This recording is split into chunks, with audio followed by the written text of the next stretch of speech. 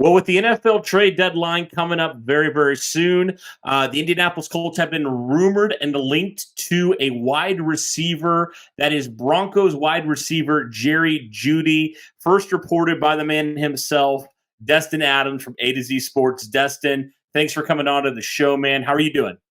I'm doing good, man. Thanks for having me. Absolutely. So, Destin, obviously, you broke the news that the Colts were one of probably multiple teams here who have called about Jerry Jeudy. Now we know about obviously the whole thing with Denver potentially going into a kind of a rebuild mode, selling off some players. What can you tell us about what you've heard about Jerry Jeudy and kind of the link here with the Colts? Yeah, I mean, I think it's one of the worst kept secrets around the NFL right now that the Denver Broncos are approaching an area where they're going to be willing to send out a lot of players, a lot of contracts, as things have not gone well the last two seasons. And what they pushed all their chips in, and when you lose on the all-in attempt, you usually have to alter some things. So I think that's where they're at right now. They're having to consider a lot of things, and I think one of the hottest names that they're going to be willing to trade is Jerry Jeudy, from what people have said around the league. And the Colts have been one of the teams that have called. I think a few teams have called already, and I expect more will get interested as the deadline gets closer. But this is the third time now that I've been told directly over the last two seasons that the Colts have made a call about Jerry Jeudy. The thing that makes this one different is it seems like Denver is going to move him. Like, it feels like this one's actually a real possibility, whereas the last two times the Colts called kind of unprompted, where they had an interest. So it'll be interesting to see how it all plays out. Absolutely. So the trade deadline, October 31st, for those people who are curious on that. So Dustin, if the Colts kind of go for this a little bit more of a win now sort of move, we haven't really seen the Colts be buyers as of recent, most probably because of just how the record's gone the last couple of years. But as far as Jerry Jeudy himself, 24 years old, former 15th overall pick in 2020, if this trade would go through and Indianapolis would have him, bring him onto the roster, what do you think he provides and, in the wide receiver room that's different from the guys they have in there now? And also, what do you think that means for where the Colts feel like they are right now as a football team? Yeah, I mean, I think there's two reasons when you have a young quarterback that you're going to make this kind of move. I think one being you think you're going to contend this year. I don't think that's where the Colts' headspace is. While they're going to keep trying to win games, I don't think that's where they put themselves mentally.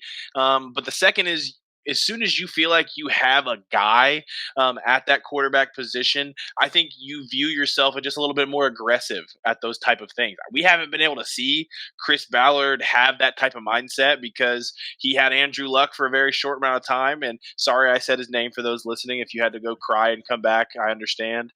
But he hasn't had that type of quarterback to be able to just go and make this kind of move.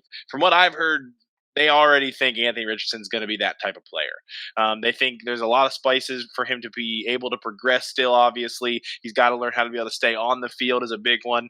But they believe the talent at that quarterback position that they have gotten in Anthony Richardson is that of the top tier in the NFL, which is why this kind of move could happen.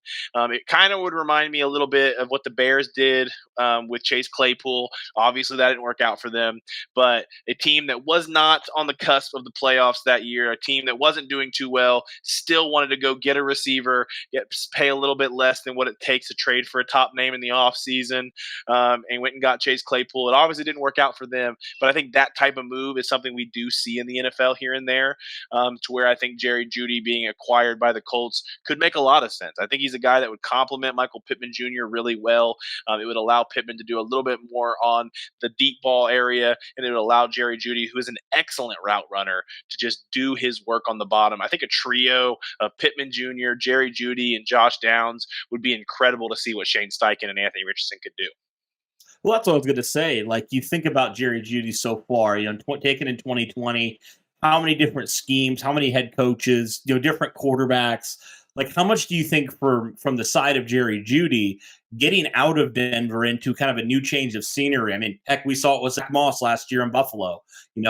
How much do you think the combination of getting out of that scheme, out of that organization, getting into a new organization like Indianapolis with Shane Steichen, how much do you think that could potentially take Jerry Jeudy's maybe career if he does stay healthy, which has kind of been something people have said. But if he does stay healthy, how much do you think that maybe changes and helps advance Jerry Jeudy, who clearly is a talented player, into potentially taking that next step as a receiver?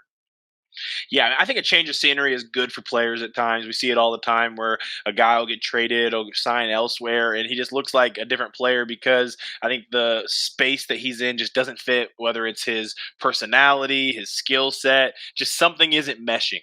And I think this is a situation to where the Broncos and Jerry Jeudy are heading towards a divorce because of that.